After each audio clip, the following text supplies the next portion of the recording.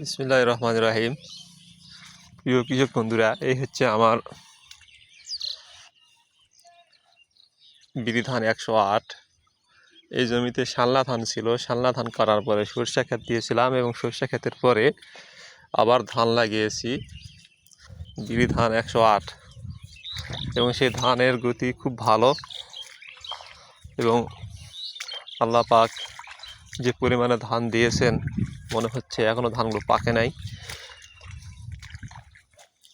খুব বাম্পার ধান হয়েছে।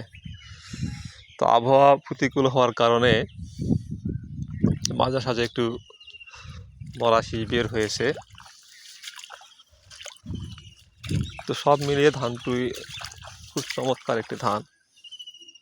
ধানটা চিকন ধান এবং শীষগুলো, ধানের গাঁথনিগুলো অনেক ঘন, শীষগুলো অনেক বড় বড় শীষ।